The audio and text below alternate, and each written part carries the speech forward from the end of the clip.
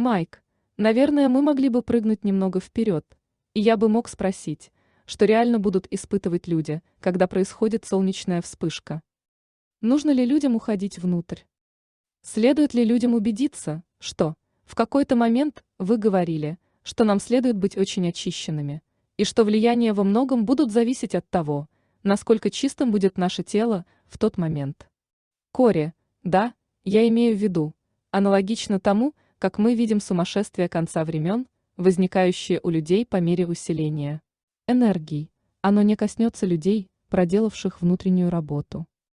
И все потому, что энергии будут проходить через таких людей. Каждая маленькая имеющаяся у вас травма – это энергетический. В вашем поле имеется энергетический шрам или нечто, оставшееся от этой травмы, и энергии не смогут проходить через вас. Они ударяются о такие энергетические вещи в вашем теле, и это просто раздражает или усиливает их. Поэтому да, очищение себя очень важно как можно большее. Очищение. Но я не думаю, что существует такое место, в котором вы сможете спрятаться от настоящего солнечного события. Энергия будет проникать даже глубоко в землю. Готовьте себя к этой энергии и не пытайтесь просто сохранить ваш нынешний способ бытия. Не думайте, что вам удастся спуститься в бункер. Событие будет пронизывать всю планету, проникать повсюду. Майк, что будут испытывать люди сразу же после того, как это произойдет? Эффект просветления Кори. Думаю, каждый будет переживать по-своему. В зависимости от того, где он находится. Каждый человек будет иметь свой собственный вид опыта. Физиологически. Но как если бы вы жили близко к источнику энергии. Если вы живете недалеко от источника энергии, он влияет на вашу физиологию и ваш способ мышления, поскольку мы физические и электрические существа, то есть влияние будет. Чисто физиологически, опыт одних людей может оказаться нехорошим, у других он будет лучше. Будет много-много. Столько же разных опытов, сколько людей, видов людей на этой планете. Но никто сразу же не начнет читать мысли других людей. Дело не в этом. Дело в том, что нам предоставляется возможность начать и усиливать связь друг с другом, что иметь лучший шанс на то, что будущий цикл увенчается успехом. Наше сознание будет расширяться как коллективно, так и индивидуально, но процесс будет медленным. Это не просто происходит. Солнечная вспышка, и мы обретаем все вознесенные способности и сразу же перестаем воевать друг с другом. Еще сохраняется негатив. Еще продолжаются убийства. Все еще будут хорошее и плохое, потому что позитив и негатив сосуществуют и в четвертой плотности. Мы окажемся там все вместе. Майк, потрясает, сколько людей все еще пребывают в неведении. Если они просто отключат Wi-Fi от своих устройств, они уже почувствуют себя лучше. Просто посредством отказа от всей технологии и отхода. Кори, да, вы можете отключать его на ночь, когда спите. Майк, понятно. Я заметил, что если в моем доме отключена энергия, когда все выключается, я ощущаю подъем. Просто шокирует, что сама по себе технология способна сдерживать нас в духовном развитии из-за больших утечек в наших энергетических полях, которые трудно распознать до тех пор, пока вы не поэкспериментируете с этим, отказавшись от нее. Будет ли любая технология, пользующаяся электричеством, работать после события? Из-за отсутствия технологии после солнечного события, как по-вашему, останется ли что-то, пользующееся электричеством, что будет работать после солнечного события? Кори, насколько я понял, вся электроника не работает. Майк, и нет способа экранирования ее посредством клеток Фарадея. Кори, ну даже если вы это делаете, как вы собираетесь ее заряжать? Электромагнитные частицы, появляющиеся в результате события, будут разрушать солнечные панели. В Соединенных Штатах придется сделать определенное количество гигантских трансформаторов. А как их делать без электричества? На то, чтобы хотя бы начать, потребуются десятилетия. Они начнут создавать электронику и все такое снова, но на восстановление такого вида инфраструктуры уйдут десятилетия. Майк, появятся ли другие виды технологии, не похожие на нашу технологию, которые мы даже не сможем предсказать до тех пор, пока не обретем некий вид продвинутого понимания. Коре, ну это будет смесь. Мы станем переделывать наши старые технологии. Это будут очень чистые технологии. Нам предстоит перестраивать наши электрические сети и все такое, но также мы начнем получать более и более продвинутые технологии, выходящие в сеть, но они не будут широко доступны людям. Одно то, что энергии повсюду открывают портал, не означает, что вы сможете добраться до портала. Смотрите, на этой планете живут много миллиардов людей. Не каждый будет иметь электрический автомобиль. Годы и годы уйдут на то, чтобы вся подобная технология сформировалась, заново развилась и обрела свой путь в отдаленные уголки планеты. Пришельцы не собираются сбрасывать технологию и говорить: вот вам, держите, копируйте. Сейчас у вас есть 50 тысяч новых технологий. Раздавайте их. Повторите их еще раз. Воспроизводите их вечно. Подобного не произойдет. Волшебства не будет. У нас появятся технологии, которые сначала пойдут на пользу лишь нескольким людям, а затем, со временем, они будут перестраиваться и приносить пользу все большему и большему числу людей. В следующие 10 лет получат ли люди достаточно информации, чтобы знать, нужно ли им покидать свои города?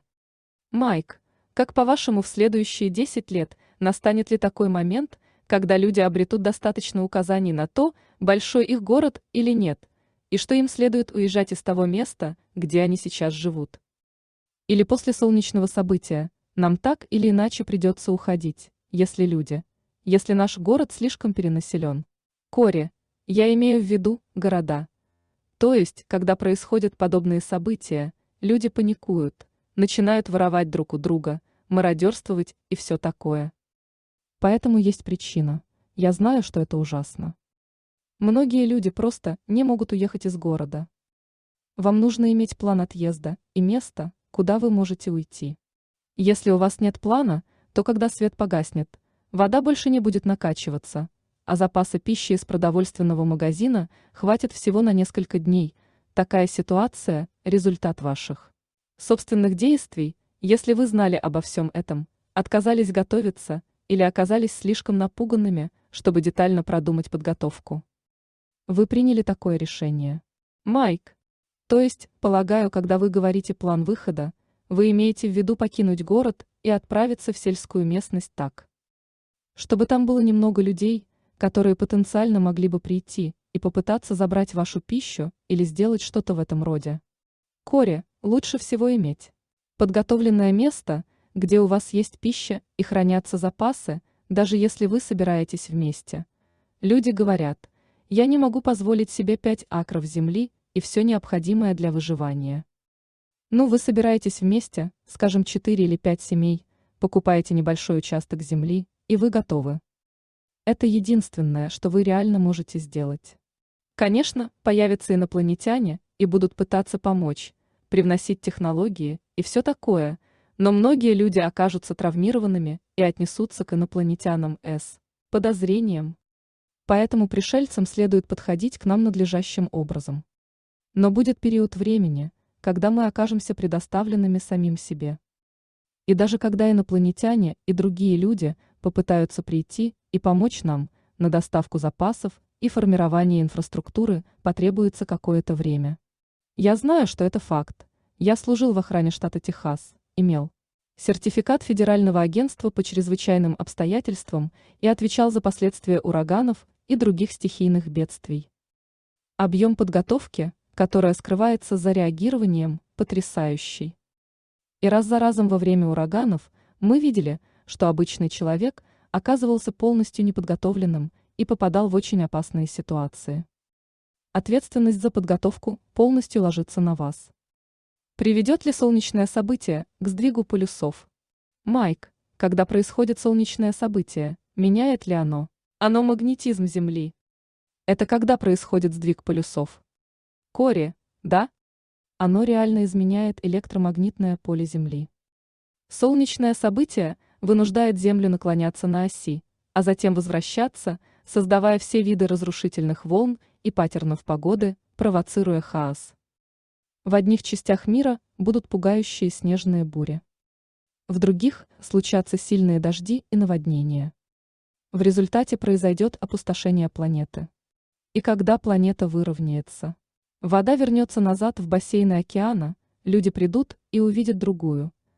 Земля имеет совсем другую частоту, поскольку другую частоту имеет звезда, наше Солнце. Майк, сможем ли мы на каком-то уровне подключиться к этой частоте и ощутить духовный подъем? Кори, зависит от нас. Если вы уже не подняты духовно, тогда это может быть лишь фоновый шум или что-то, что будет вас даже беспокоить, звон в ушах и все такое. Будет совсем небольшой процент людей, которые сочтут это событие очень духовно поднимающим. Ведь у людей и так много травм, а после события они будут травмированы еще больше. Майк, да? Полагаю, это просто вопрос времени прежде, чем мы сможем окончательно перестроиться. Но вы говорите, что это потребует жизни. Я знаю, в законе одного говорилось, что переходный период оценивается между 100 и 700 лет. А вы рассказывали, что даже больше, если исходить из того, что вам показывали. Где-то 900 лет. Кори, мне показывали, что почти 900 лет люди живут и умирают, живут и умирают, живут и умирают. Прежде чем мы достигнем состояния стабильности.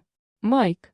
Да, думаю, это отличный совет – объединяться с другими семьями и пытаться дружить с окружающими людьми, живущими рядом с вами, которые, даже если автомобили не работают. Вы все еще способны, или бензин недоступен, мы все еще способны общаться с соседями, формировать то, что нужно формировать, и работать вместе так, как нужно. То есть, это как бы отличный повод для встречи с соседями, если вы не знаете, кто они, и для мягкого предложения им новой информации, если они в этом нуждаются. И потенциально, если наше общество начинает все больше и больше распадаться, тогда еще более важно убедиться в том, что люди вам доверяют. Даже если они не соглашаются с вами в вопросах политики и в чем-то еще, чтобы они все еще могли оставаться вашими друзьями.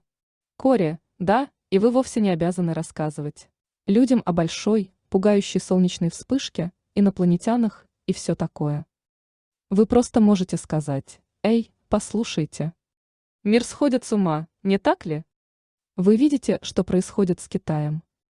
У всех этих людей имеется ядерное оружие, и в последнее время они угрожают им воспользоваться. Само общество рушится. Почему бы нам не собраться и не выступить с планом? Воспользуйтесь нашими небольшими деньгами и нашими умениями, объединяйтесь и создавайте безопасные небеса для наших семей, если ситуация станет воистину сумасшедшая. Вам вовсе не нужно полностью посвящать их в сфере инопланетян или солнечной вспышки, Майк. Да. Представляется, наше общество как бы запрограммировано на то, чтобы отдавать силу наверх, некой структуре власти. По-моему, следует начать с того, чтобы вернуть себе нашу свободу на местном уровне. И как только мы осознаем, что в наших сообществах мы свободны действовать как люди на принципах свободной воли, тогда мы сможем хоть как-то противостоять, если некий вид тиранического элемента попытается посягнуть на наш образ жизни. По крайней мере, вокруг нас будут люди, которые проголосуют вместе с нами за то, что мы не хотим поддаваться любому беспорядку, который может возникнуть на нашем пути. Имеет ли правительство отношение к нанотехнологии, как вы думаете, в случае с нанотехнологией? Выяснится ли со временем, что к ним имеет отношение правительство? Кори, ну по крайней мере сейчас, имеет. В пище людей содержится нечто вроде нанитов, которые помещаются в нее годами. Кроме того, 5G, все связано воедино. Небесная сеть Илона Маска, которую он создал. Все связано воедино. В течение не более 5 лет мы начнем видеть, как они проталкивают методы слежения за нами, цифровые валюты, в такой степени, что смогут полностью контролировать и наблюдать за всем, что мы делаем. И это произойдет в скором времени. Майк, полагаю, это будет полезное обновление, и советую людям задавать больше вопросов и делиться информацией, поскольку придется справляться с большими объемами сведений.